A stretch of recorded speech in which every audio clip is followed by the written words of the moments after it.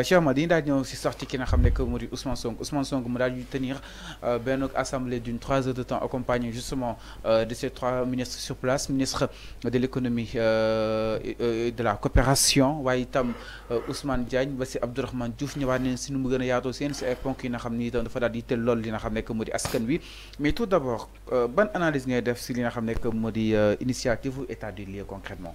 Ouais, mais pour moi, état des lieux, mais on devrait peut-être dire l'initiative de communiquer par rapport à l'état des lieux.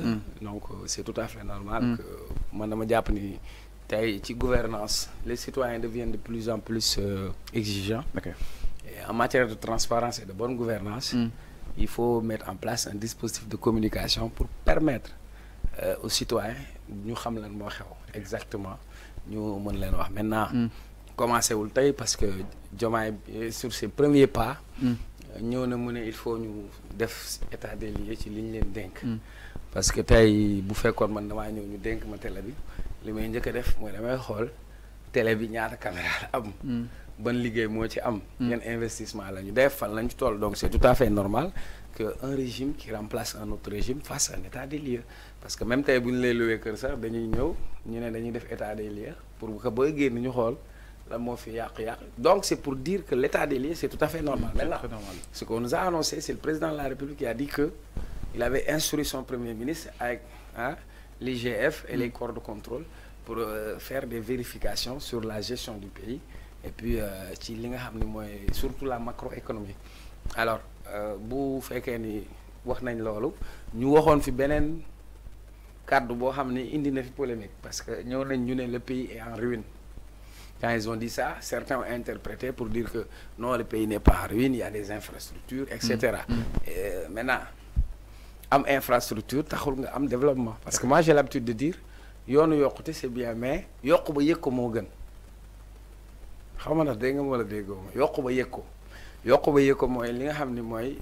nga lam sa poche daj. waaw Sénégalais loolu am. loolu mooy pouvoir d'achat. lamb poche boobu mais am na loo xam ni accès aux soins de base. C'est-à-dire boo feebaree mën a faju ci wàllu école nga mën a jàng ci conditions yi normales parce que tey àdduna bi nattukaay bi ñu am pour xool ndax réew développé na parce que bu njëkk ba nit ñi dañu amoon conception développement ci ay macroéconomie ci ay croissance le PIB le PNB mais maintenant dañu sori foofu léegi dañu dem si li ñuy wax indice de développement humain c'est-à-dire on va regarder dans un pays il y a combien de médecins pour nombre de population on va regarder dans un pays il y a combien d'enseignants bu ñu la calculer les ratios Sénégal sur le plan de la sécurité ñaata policiers ñu am compte pour 18 millions d'habitants maintenant ci xayma yooyu boo ci nattee Sénégal bokk na si réew yi gën a sous-développé du dëgg bu ñu ñëwee ñu ne la jël na ci les 25 pays les plus pauvres au monde donc question de sécurité alimentaire pour man loolu mooy véritablement développement développement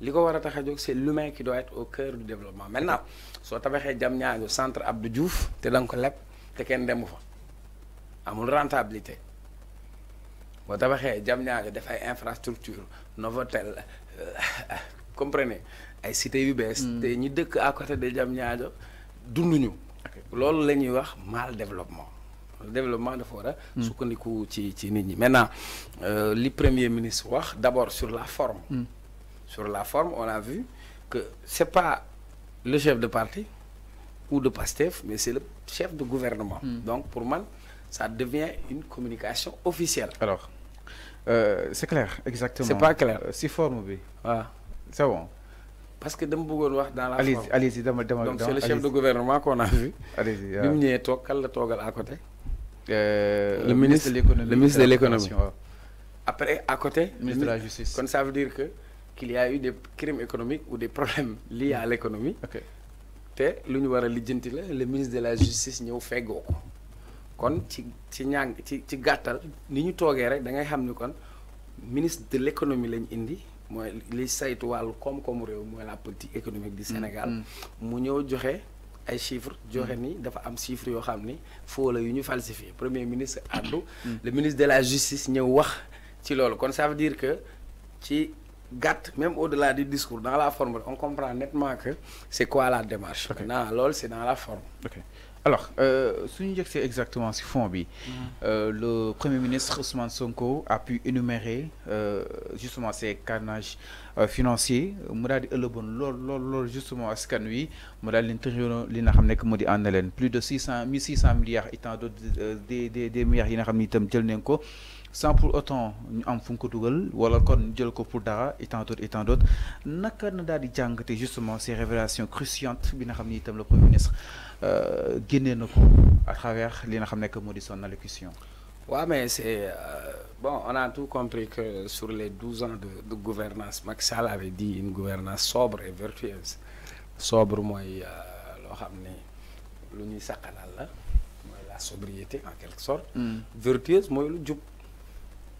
Loolu la waxoon slogan, mais après ça on pourrait dire que ça a été une gestion sombre et vertigineuse parce que à entendre le Premier ministre parler.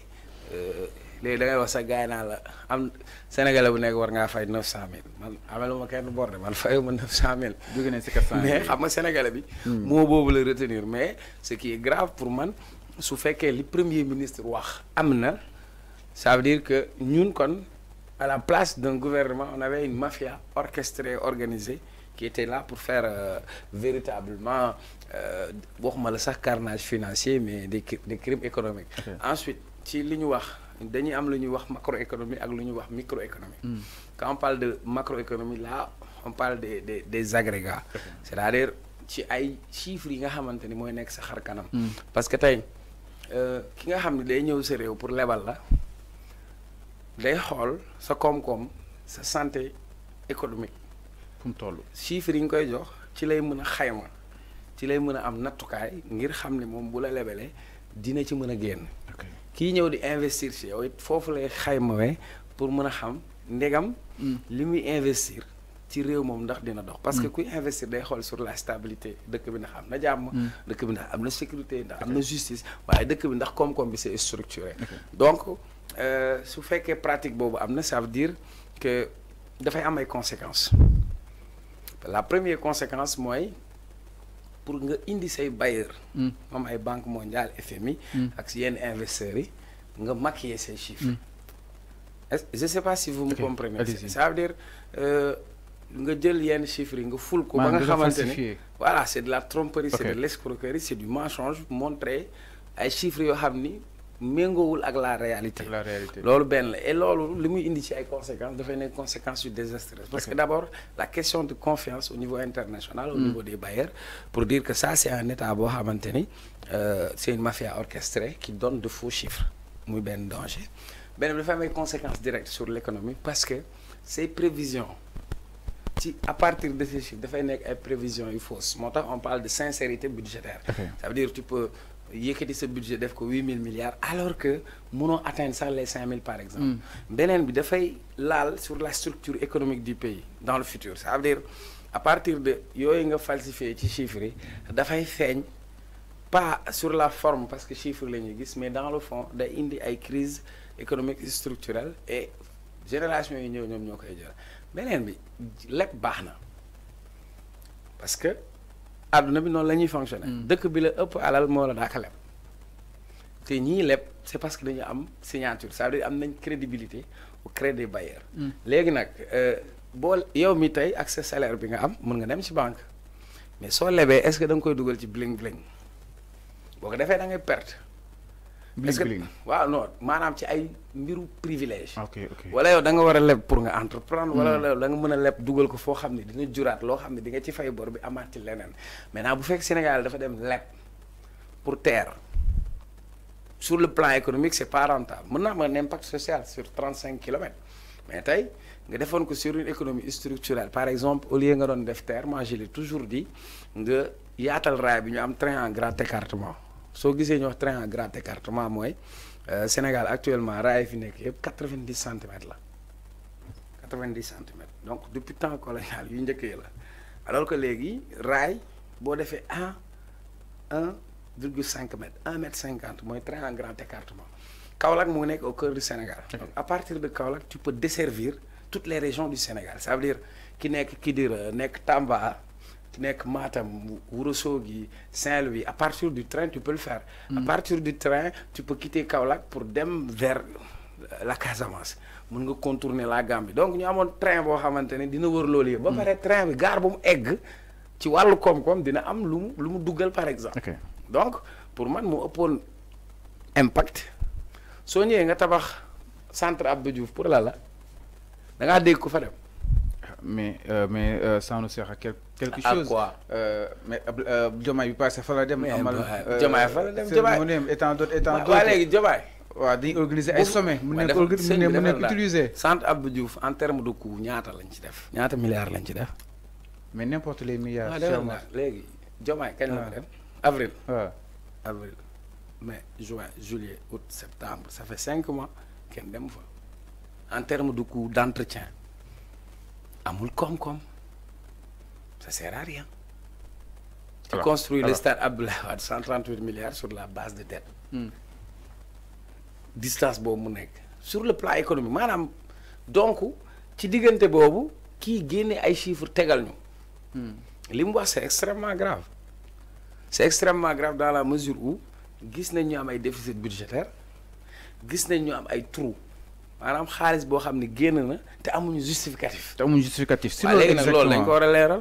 exactement Cheikh Omar peut-être Sonko mu ko doon souligner à travers sa prise de parole mi ngi sant Diomaye sax parce que nee na lu nu mel warul sax di génn parce que day am impact après. mais est-ce que day am impact kay parce que au niveau international les gens vont se dire que alors. est-ce qu'après suñu signature menacée aussi concrètement. oui mais mën na am effet. Deux effets. C'est-à-dire l'effet que ça peut faire, d'abord au niveau international, au niveau des bailleurs, on va dire que donc ces gens-là, leur état n'est pas un état crédible parce que tout simplement, ils doivent falsifier ces chiffres. Donc, ils doivent voir si c'est un macroéconomie accès agrégat, c'est pas vrai. Donc, ça veut dire que, même sur la notation, parfois, on a dit que l'économie fait le tour. Donc, on remet ça en cause. Mais maintenant, aussi, au niveau international, ils ont donné la vérité. Ça veut dire que ñii ñoo gën a nekk ñu crédible ñoo xam ne mën nañu à partir de ñoom la ñuy jox parce que Sénégal dafa renoncer actuellement ci benn bor bu ñu ko waroon jox. bu FMI. bu toll ci 13 millions de dollars. mais bëri na coow yu si nekk. non dañ leen waroon jox bor. ci mois bi ñu ne nañ téye bor bi en attendant ñoom. c'est la version de Sonko. voilà version Sonko. les beneen version bi la. mooy FMI dafa bañ. léegi man. version officielle laa mën a jàpp. la version officielle Sonko loolu la xam le. waaw léegi wala da ngay bëgg ñu wax version Sonko. non après suñ paree su la neexee ñu wax version Bougane. suñ paree ñu wax version Bougane Zéli. waaw mais tu m'as demandé. waaw man dama ne la. pour man ñi indil la bor nga war ko jël. nga ne nañu téye bor bi. nañ ko bëtal. le temps yow nga xool. ces chiffres ba organiser ko loolu moo gën a plausible c'est-à-dire pour nit ñi comprendre dafa mel nga am sa magasin nga dénk ko nit ngay investir ci boutique bi mu ñëw war a inventaire nga ne ko mu def inventaire mu inventaire créer la ay chiffres nga jàpp ni yow boutique bi c'est rentable wala bénéfice chaque année loolu ngay jàpp mais da ngay jékki-jékki boutique bi màbb c'est ce que j'ai dit maintenant sur les versions c'est pas la version de Sonko c'est la version du gouvernement du Sénégal maintenant déglu ma bu baax bu la neexee ma laa ko français wala wolof. Si il est avéré qu'il y a eu de la falsification sur les chiffres, sur les agrégats économiques, c'est extrêmement dangereux. Et que ça, on devra situer les responsabilités. Et bi nga déggee Sonko mu waxee pare ministre de la justice dafa ne ñoom dinañ def seen liggéey ba vérifier loolu yëpp càmbar ko ñi nga xamante ne am nañ si responsabilité ñu situer la seen responsabilité voilà. alors si ñooñu tudd na si ki nga xam ne que moo di Moustapha Ba Amadou Ba Macky Sall et compagnie exactement pour ñu ñëw leeral si askan wi exactement loolu itam peut-être am na ñenn ñoo xam ne itam jàppee nañ ko de la politique en tant que